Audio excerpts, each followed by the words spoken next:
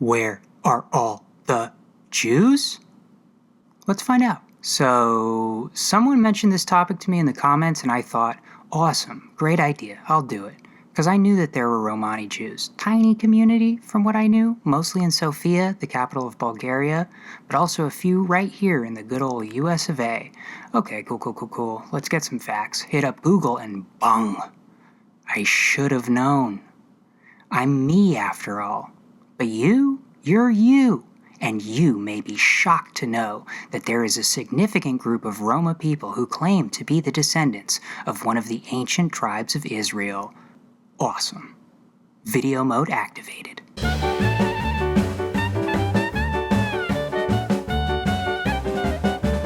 Okay, addressing this at the beginning, I'll be saying Romani or Roma in this video rather than the other word.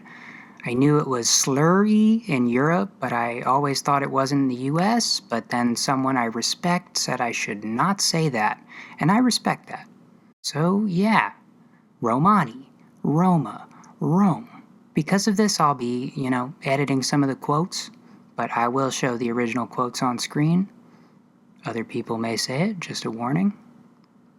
Also, I've seen that it's incorrect to refer to this whole group as Roma, as there are many different names for different groups all over, many of whom are unrelated, but I will be using Roma unless greater specificity is required.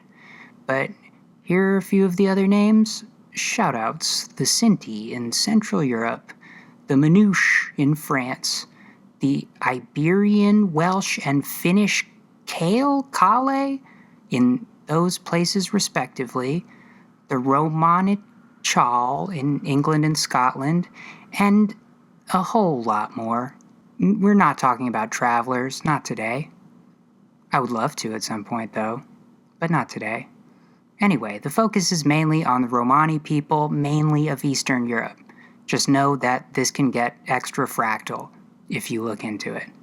Immediate side point. I've been on this for a while, little language crusade. Stop saying gypped. I was always tight when people said Jude, and I'm phony if I don't call that out too, because, it's 100% the same deal. And would you look at that? Already an interesting parallel between the Roma and the Jews. Let's explore further, shall we?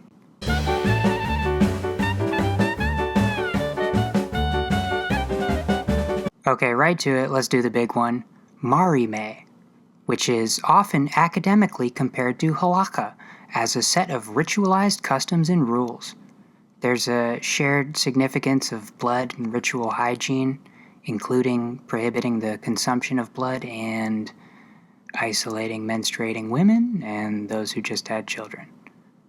There are strict dietary laws prohibiting certain animals: cats, dogs, frogs, snakes, horses, in some cases up to not eating food prepared by non-Romani people. There are also, a bunch of sex laws and purification rituals. It's all pretty Leviticus-esque. In fact, Leviticus 15 basically has a lot of the same prohibitions as Marime and cleansing outlined. Read it. The Gypsies have distinct customs, thinking about all the separation of certain wash bowls and the use of certain things, and it's interesting that in the many of them are very similar. They echo the Levitical laws, the cleanliness laws and the hygiene laws in the Old Testament.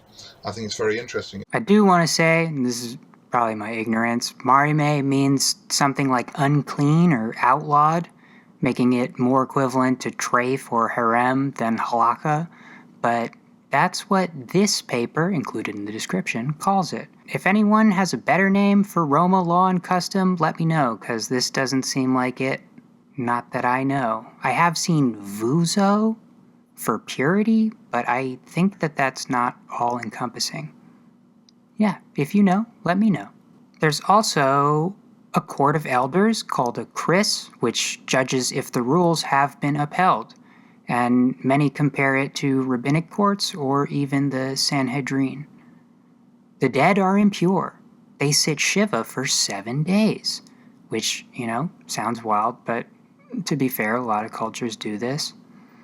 Apparently, though, there is the same custom for dealing with a couple who elopes. They're legally married, but the man's family pays an indemnity to the woman's. Also, an outsider in Judaism is a goy, whereas the Roma use gadje. The word for a Gentile, a non-Jew, is goy, which we would write in English letters as G-O-Y.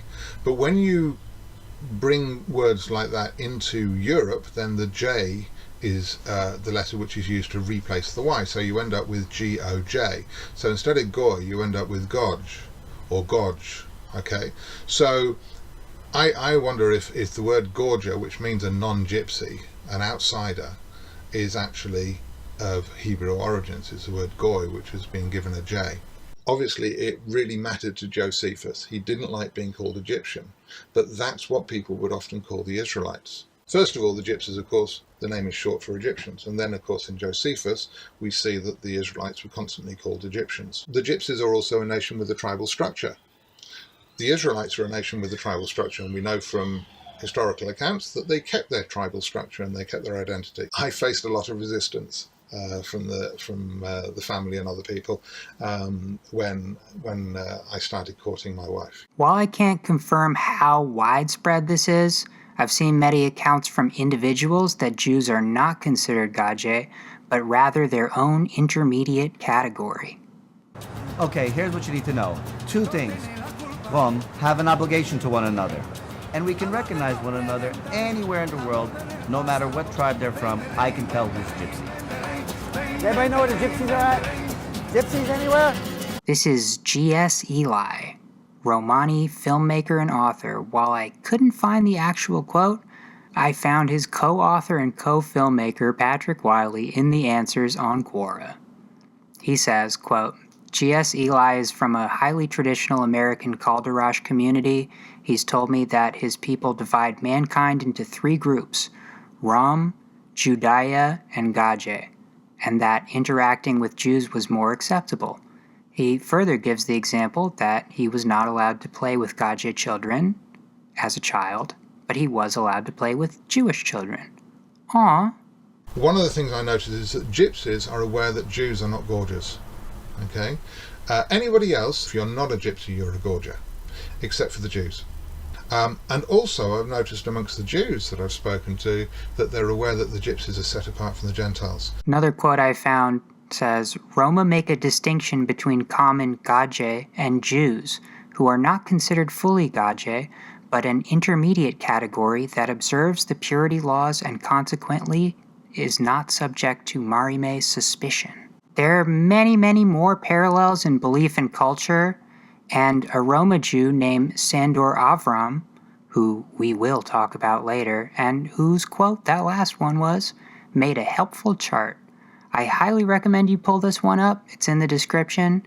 He not only compares the Romani law to Judaism, but to Indo-Aryan tradition to show that he doesn't believe in an Indian origin, and to Christianity to show that he doesn't believe these practices were the result of adopting the dominant religion of the lands that they were diasporized in, which is Europe.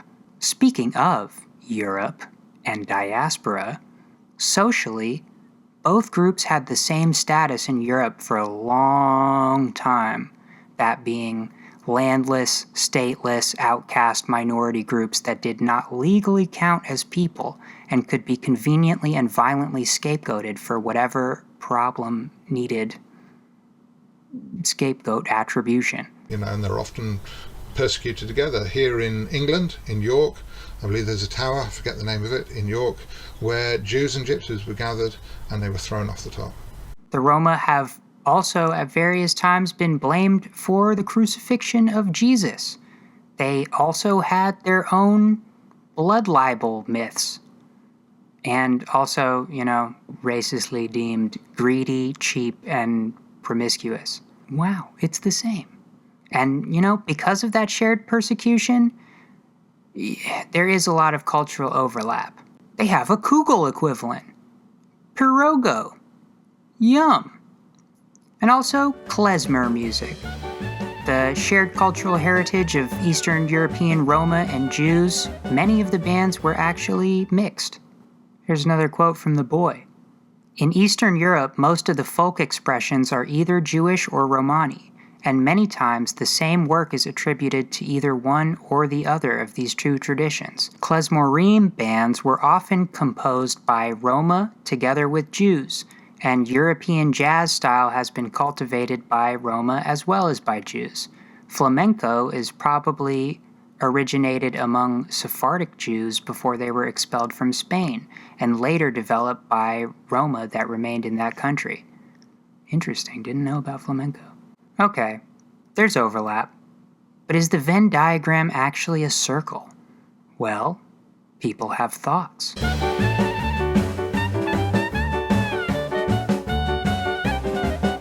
When it comes to discussions of potential Israelite heritage, it seems to me that there are three schools of thought expressed by three schools of people on the internet. The first, innocent, lovely, beautiful, pure, mostly just Romani and Jewish people on the internet with whole-ass lives to live who just stop by for a second to consider the parallels, and they wonder, Jew or nah? But, they can't waste their lives investigating, so they just post a few bullet points on Reddit. I love y'all. The second group, not so pure, Christians who say, yes, you are Israelites, and that's why you should join my specific denomination of idolatrous man-worshippers? We encounter these people with every group we cover, and while I do disagree with their goals, they do certainly put in the legwork. So, little secular salute from me, especially the guy who did this lecture. Top tier, salute. To the men of Israel, here's the message. Repent and be baptized, every one of you. Accept Jesus as your Lord and Saviour. That means he is your boss, he's your master, he's in charge of your life. The third group is expressed by Roma and Jews who have already made up their minds, like this guy, Shmuel Avukia, described as an Israeli Bible enthusiast. He and others like him believe that they have found proof in the Word, that not only are the Romani of Hebraic extraction, but are specifically of the tribe of Simeon. Interesting. Also in this category is the aforementioned Roma Jew named Sandor Avram, who has written tens, perhaps hundreds of thousands of words on the internet, compiling all the evidence, refuting all the anti-evidence, and calling people who mostly agree with him, like Shmuel Avukia, an, quote, unscrupulous, ruthless, dishonest man with a serious mental disorder. I will note, this is my favorite kind of guy. Okay, maybe there's a fourth group, right? If you count, the racists who have said for hundreds of years now, I don't like them either. Maybe they're the same thing. I'm not counting them as a group, but shoutouts to Johann Christoph Wagenseil, who, to the best of my knowledge, was an anti-Semitic German weeb for Jews in the 1600s. And he had some ideas on Judeo-Roma kinship. Also, he's probably more nuanced than I'm giving him credit for, but I don't speak German. Anyway, speaking of the 1600s...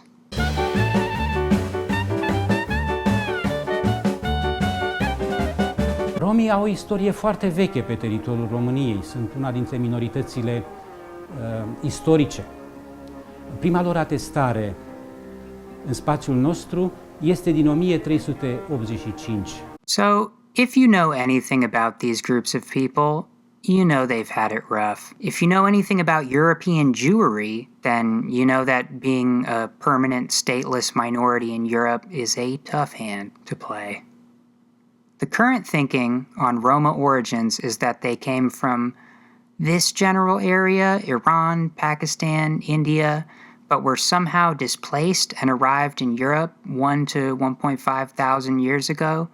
Linguistic and genetic evidence both point to an Indo-Aryan origin, but also relation to Pamiri speakers.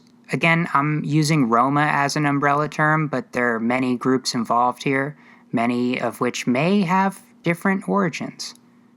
Anyway, confusion aside, This would seem to indicate that the Roma are not Jews, as they did not have an Israelite origin. Psych? New confusion. It doesn't actually conflict with ancient Israelite origin theory, as Jews have been present in this region for over 2,000 years. Also, the Assyrian diaspora put Israelites in what is now modern-day Iran as far back as maybe 2,700 years ago. I don't think it's really much of a hole-in-one to say that actually they're linked, because can it be that you have a nation that's without number, that kept its identity and that has all these customs, just disappears in exactly the same area as a few centuries later you've got a nation with all the same features suddenly appears and even has the same name, Egyptians. Sandor Avram points out that Jews in India and Iran, and all over actually, stopped speaking Hebrew but kept their religion. This would be the reason their language can be traced back to the Indian subcontinent, but not their religious practices. He points out something very interesting to me. There are itinerant people of the Indian subcontinent who were thought to be the origin population, but have since proven to be unrelated. He goes further to claim, along with many others, that the modern Roma are descended from a group of nomadic Judaizing people with a reputation for fortune-telling called the Athinganos, which, phonetically sounds very similar to Atzinganos, which is a name for Roma in many European languages. This group, the Athinganos, were a real group of people documented in the Byzantine Empire around 600 AD. Very interesting. This link would do it, but it is as of yet unproven. Anyway, back to what's documented. We know they leave India. We follow this speculative, linguistic, and genetic trail through Baghdad into the Byzantine Empire around the 800s AD, maybe. They spread out real fast, which is a very Jewy thing to do, with Roma skeletal remains apparently found in Norwich, UK, dating back to sometime between 930 and 1050 AD. The info is all pretty loose until the 1300s, when the Roma are good and truly everywhere, with lots of recorded documents about the exiles from Egypt, which is where they were thought to be from, which is why they were given that name that is Slur-E. Initially, and thereafter, things were tense. Just like the Jews, as I said, they were blood libeled. Just like the Jews, they were blamed and massacred during the Black Plague. Just like the Jews, they were exiled and murdered from almost everywhere. In 1541, Ferdinand I expelled them from Habsburg Germany. About 130 years later, Leopold I expelled them from all the Habsburg lands, along with the Jews. Charles VI ordered them all executed. Joseph II rounded them up into rural ghettos. Very similar existence, high key. One notable difference was in Romania, or, the Romanian-speaking countries at the time, Wallachia, Moldavia, Transylvania, where the Roma were literal slaves. In the 1300s, they just enslaved them. They weren't serfs, they weren't property of the monarchs, they were literal chattel slaves, bought and sold for 5 centuries, not emancipated until 1864. Statutul lor era de oameni aserviți. Ei erau absolut la totala discreția stăpânilor și viața lor era în funcție de personalitatea, de credința, de obiceiurile stăpânului. Robii erau și ei lipsiți de libertate, dar aveau câteva caracteristici care îi deosebeau de ceilalți oameni neliberi. Aveau drept de viață și de moarte. Ei erau proprietate absolută, ei ca indivizi, ca ființe, și bunurile lor erau proprietate absolută a stăpânului lor. Dacă se despărțeau copiii de părinți, dacă așa vroia stăpânul, nu se puteau căsători decât cu avizul stăpânului, cine cu cine se căsătorește. Dacă stăpânii aveau poftă, femei, fete și așa mai departe le aparțineau, nimeni nu se putea opune. Apar însă și licitațiile, deci într-o epocă în care ideea de proprietate în sens de plin, în sens modern, occidental, prinde teren la noi, boierii se simt îndreptățiți să își vândă și să cumpere robii ca orice altă marfă. Wow, that sucks. But here's a fun fact. Moldavia actually had a Roma prince during the period where the Romani were enslaved, right in the middle of it. All Romanian Roma were slaves except for Muslim Roma from the Ottoman Empire and their sons. Stefan Razvan was one such son. He converted from Islam to Christianity, which the Ottomans hated but the Romanians loved, and had the status of boyar, an extra noble, and the friendship of Michael the Brave, Prince of Wallachia. He was appointed Hetman of Moldavia, second in command of the army, and the soldiers loved him. So he did what any general did at the time. He overthrew Aaron the tyrant and became Prince of Moldavia on April 24th, 1595, a position he held for 4 months until the Polish-Lithuanian Commonwealth invaded, captured him, and impaled him on a spike. Yeah, not the funnest fact we've ever had, but still, Roma Prince. Cool. Anyway, I want to read this from Wikipedia. I know, it's lazy, but Wikipedia is itself just listing things from a timeline included in this book, so that book's a real source. Quote, their early history shows a mixed reception. Although 1385 marks the first recorded transaction for a Romani slave in Wallachia, they were issued safe conduct by Sigismund of the Holy Roman Empire in 1417. Romanis were ordered expelled from the Meissen region of Germany in 1416, Lucerine exiled, England in 1530, see Egyptians Act of 1530, and Denmark in 1536. In 1510, any Romani found in Switzerland was ordered to be executed, and in 1554, a statute was passed in England that mandated all Romani in the country leave or face execution. Similar legislation was passed in numerous European nations, including Denmark in 1589, Sweden in 1637, whereas Portugal began deportations of Romanis to its colonies in 1538. End quote. Wow, that sucks. In Spain, there was also the 1749 Great Roundup, where King Ferdinand VI just decided to round up between 9,000 and 12,000 people for forced labor in arsenals, mines, prisons, factories, and textile manufacturing, funded by their own confiscated goods. About half of them were freed after 3 months, but some weren't released until 8 years later. 500 of them died. Yikes. The Ottoman Empire was a haven for the Roma, just like it was for Jews. Salute. The whole rest of Europe was awful, just like it was for Jews. Anti-salute. Also, just like for Jews, it should be no surprise that once eugenics started heating up, Europeans were tripping over themselves to write books on how the Romani bone structure made them into criminals. Quoting from this article.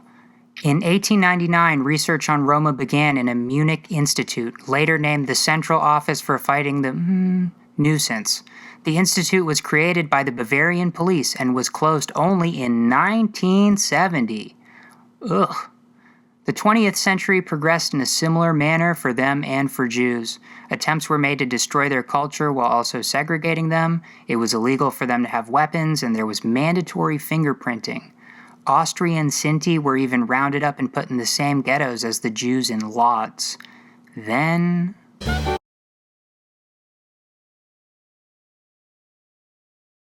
the Holocaust. The 1930s was segregation, and the 1940s was annihilation. They were sent to the same camps as Jews, the same gas chambers. Mengele subjected them to the same experiments. All said, between 200,000 and 500,000, with the highest estimate being up to 1.5 million, Romani people were murdered in the Holocaust. So, yeah, awful. Just like it was for Jews. However, post-Holocaust, the experiences of the communities began to diverge. While most people agreed, hey, that thing that Germany did to their Jews, probably a little extreme, people hardly paused to think about the Roma, who were left even more scattered and disempowered without even the thought of acknowledgement. In kind of a nice, just bare minimum cultural bond story, it was Jewish scholars of the mid-60s who started documenting the atrocities and trying to get people to care. It took a while, but Jewish figures were pivotal in things like getting the German chancellor to acknowledge the Romani Holocaust in 1982. Yeah. But immediately post-war, Jews were in no state to do so, and the Roma were even less so. Israel is also a big reason for the divergence of fates, as pointed out by German Rom leader Romani Rose at the 50th anniversary of Kristallnacht. Quote, "For Sinti and Rom, there is no state of Israel. All are in diaspora." Things were still comparable in certain ways, though. Communism was better for Roma and Jews than the previous regimes in that they now counted as people and were encouraged to participate in society. Encouraging participation in society in communist fashion, however, was still not ideal, as that meant give up your culture, your language, and your religion. Not ideal, but I'd say a whole heck of a lot better than what came next. Living mainly under post-communist regimes after 1989 was not fun. For anyone, actually, except for a few upper echelon goons. How was it for the Roma specifically? Well, the shock doctrine ensured that the most vulnerable were more vulnerable as capital came in to take what it wanted. Okay. Economic distress and powerlessness felt by a broader society led to people looking for a scapegoat. Not great, historically, but don't worry. The end of communism meant a return of culture and a swelling tide of nationalism. Come 1989, Roma were living apart from whites in slums. Roma were doing the most menial labor. Since the end of communism, this country has had a segregated school system. Employment discrimination is absolutely the norm, and nobody does anything about it. Vystavíme vesnici pro lůzu, to je vesnice pro Romy, kteří jsou nepřizpůsobiví a nechtějí žít s námi normálníma lidma, dělají nepořádek, řvou, kradou, opíjí se, berou drogy. No a tieto rómske pacientky z tých osad, tak vám poviem, že to je zdegenerovaná rasa. Neviem, ako vy to preložíte teraz, ale tak vám to poviem, pretože oni vlastne majú pomer medzi brat so sestrou, otec s dcerou, matka so synom a tak ďalej. A čím ďalej tá generácia, tá najmladšia generácia je veľmi zdegenerovaná.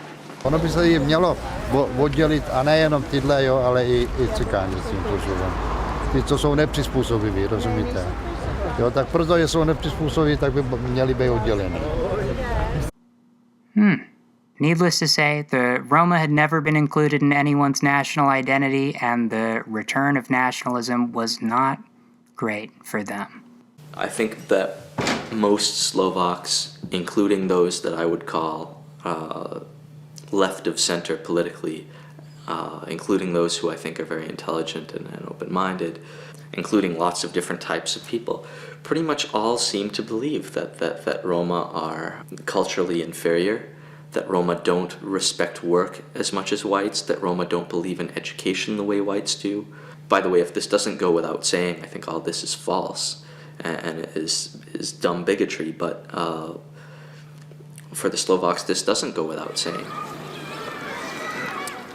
Judd Nirenberg works for the Carpathian Foundation, an NGO that deals mainly with development. He's American, but of Romani descent. That's bad. But Jew or not?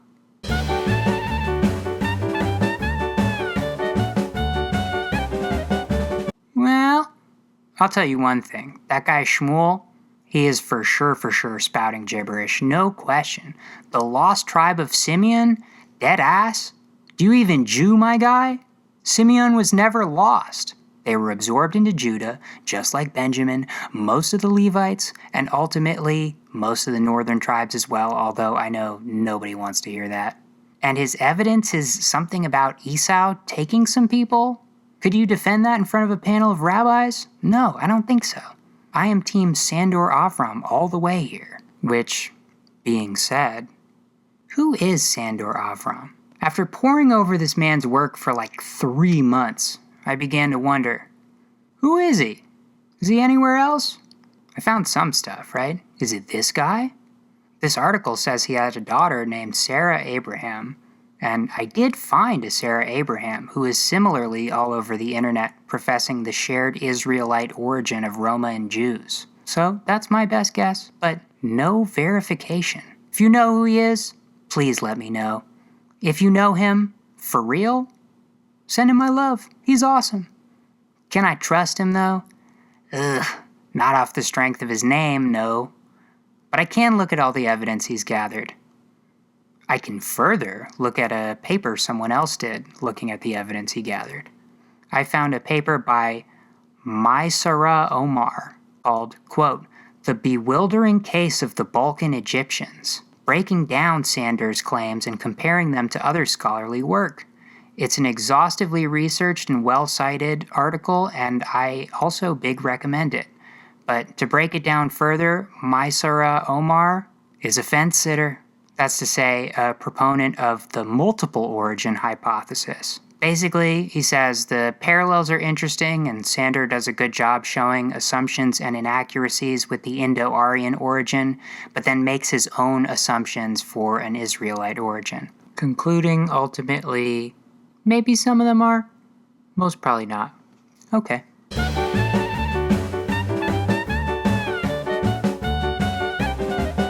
So, for 1 second, setting the validity of Roma Israelism aside, it's important to note here that there are indeed, in fact, in practice, without a question, Roma Jews, and there have been for hundreds of years. I met one once at Shul, and originally this community was going to be the topic of the video.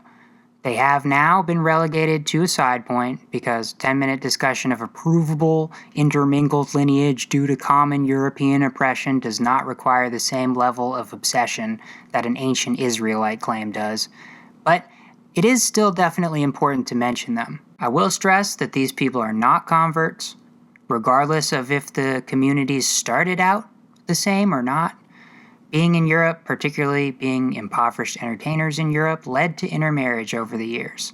The community in Sofia, the Judeo-Roma, all apparently trace their lineage back to marriages between Jewish women and Roma men, making them halakhically Jewish. Which is obviously not to say that converts are any less Jewish. You guys are special and I love you just as much.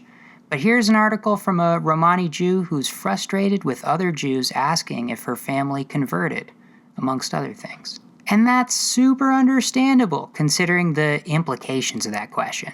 No, she didn't convert. Her family is Jewish by blood. The intermarriage didn't stop hundreds of years ago either.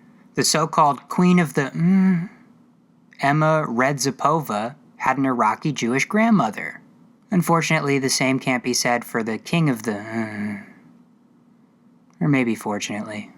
Little side point for what could have been. I saw a bunch of people saying that Charlie Chaplin was Roma, which got me hype, because I always thought he was Jewish. So if he was both, that would be an incredible guy to point to. But you know what? He's not Jewish. And actually, that might have been a German conspiracy theory started after his role in The Great Dictator. His mother had some traveler ancestry, maybe, and his daughter does claim that 14 years after his death, she found a letter from a guy named Jack Hill that said he was born in a Romani encampment. Last side point, comic book characters Scarlet Witch and Quicksilver are of Roma and Jewish heritage. Oh shit.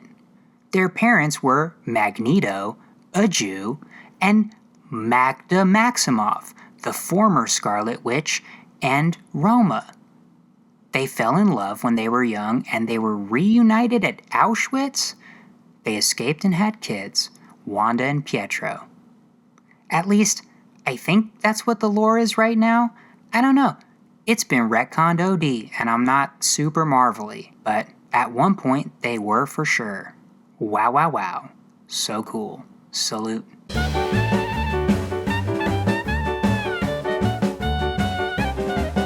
So those of you who are already so steeped in this topic that I have to assume you just like me if you sat through this whole video, are probably wondering, why hasn't he mentioned the Dom people? They're a verified Jewish Dom. Does this guy even do research? I do. It took me so long to make this. Joining us now is Amun Slim at the Gypsy Domari Community Center. Thank you so much for having us here today. You are welcome, and it's a pleasure for me to have you among us here today. Now, not many people in the world or here in Israel know a lot about the Gypsy community. Can you give us some background on it? Gypsies of the Holy Land or Middle East, they call Dom people or Domari people. They've been exist in the Holy Land over 500 years. The story of us tell that 3,000 years ago we split from India to the whole world, and then we put to the Middle East and exist in Middle East over 500 years. So, this is part of the issue with the whole G word. It's a racist exonym that refers to a huge group of people, many of whom are only related in that this word was what Europeans used for them. The Domari are one such community, mainly in the Middle East, who have been living in Jerusalem for at least 500 years, but perhaps all the way back to pre-Christ. They were called the same thing, the G word, and occupied the same societal niche as the Roma, but Rom does not equal Dom. The two groups were once thought to have the same origin, but according to the language analysis that Sandor hates, their languages are no more related to each other than to other Central Indo-Aryan or Hindi languages, suggesting that there are actually two unrelated groups from two unrelated migrations. Sandor, for the record, actually believes the groups are unrelated as well, quoting a linguist to jump off onto his own point that, quote, Dom theory was the official one amongst scholars until recent times, and as this was discredited, any other theory linked to an Indian origin is based off of false patterns that lead to never-ending contradictory research. Anyway, the vast majority of Dom are Muslim, but there are a few Jews, and if their presence in Jerusalem pre-Christianity can be established historically, then they have a very solid case for Israelite origin as well, I believe. However, distinct group and community outside the scope of this video may be worth a follow-up.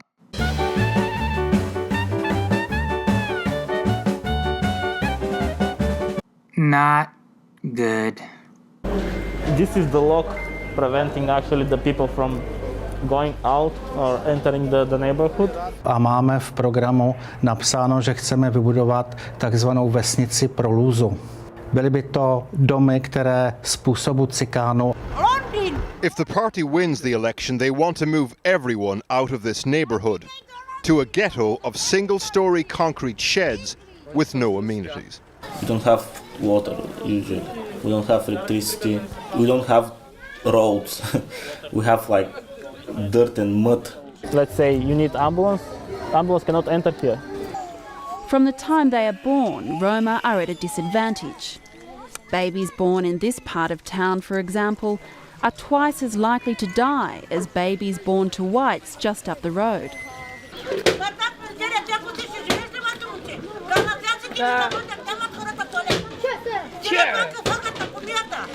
So for instance, this one, so R, that she's Romani. It was in these files that Barbara discovered the answer to the question haunting women like Rosalia. So there were cases where women told you they didn't know why they couldn't conceive, and then you check their files. And there was written that she requests sterilization, like this one. This paper I've been quoting begins with, quote, second to the Jews, the Roma are Europe's oldest non-Christian minority. In many European countries which now have a minimal Jewish presence, Roma have taken over the role of principal scapegoat. People like to show these opinion polls on Roma in various countries of Europe. No to už jak detsko sa tlačilo na svet počas bolesti, vtedy sa mi otočil chrbtom, začal sa vyškierať a hovorí, že fuj, cigánka smrdavá. On sa ma vôbec ani nechcel dotýkať. Ale teď už se tak necítím, já už se teď cítím jak nějaký zvíře, protože oni nás takhle popisují, jo, že jsme infekce a nevím co všechno. Ale tam sú v komunitách, nemajú záujem o nič. Oni žijú v tej komunite, nechodia do školy, hygienické návyky, nemajú základné hygienické návyky, toto treba povedať. And if you think that's bad, brace yourself. Because there's another small political party in this town who have taken a leaf straight out of the Nazi campaign handbook. They've posted an ad online. I have it here. It reads, rat poison is not good enough for these vermin. The fundamental problem here is that we've got nurses and doctors who don't think that Roma are human beings.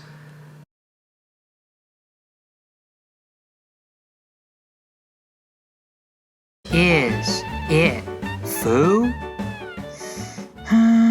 Probably for the most part, yeah. Again, there are many groups. It's not inconceivable that some could be Jews. I tend to agree with the fence-sitting claim. The Roma aren't so much an ethnicity as a large group of diverse people who have been similarly misunderstood and oppressed, who were part of the same migration group. Okay, they are an ethnicity, but it's a very diverse one, and some of them are likely the descendants of ancient Israelites, which probably the result of shared practices that are not found in Christianity, but most of them are probably not. If we did have reliable DNA evidence, it'd be one thing, but Roma DNA has been collected quite racistly in past and modern studies, and they aren't really looking to show that connection, which is not to say that there's no connection. If you really dig in the weeds, and again, I'm not a genealogist, I don't really understand this for myself, but in a mitochondrial DNA study of Polish Roma, they found that, quote, interestingly, haplogroup K with HVS1 motif 16224, 16234, 16322 found in the Polish Roma sample seems to be specific for Ashkenazi Jew populations. What does that mean? I have no idea. There's also a connection between the Roma and Jews of Majorca, so, you know, that's something. Don't look at me like that. You know me, or you should. I'm so bout it tinfoil gang for this lost Israelite origins info on the ancestors for real, but there are millions of Roma, and the theory hasn't convinced me. I would love to be convinced. Please, convince me. If you have the info, hit the line. I will drop part 2 of this video. However, for now it seems that while the Roma and Jewish communities have both been on the bottom rung of European society for thousands of years, that seems to speak more to me about how Europeans treat tiny ethnic minorities than a legitimate shared origin. They will be wanderers amongst the nations. Isn't that a classic description of the Gypsies? The wanderers.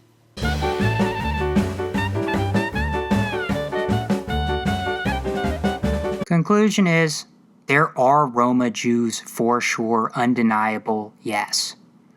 There may be lost Israelite Romani, but most likely not all of them. Regardless of their Semitic status, their stateless sojourn in Europe makes them our brothers. And, you know, we should do what we can to help. 2 easy awareness-based things to do. When talking about the Holocaust, remember the 500,000 to 1.5 million Roma who were murdered alongside us. And also, please, don't say Egypt. It's bad. Don't do it. Okay.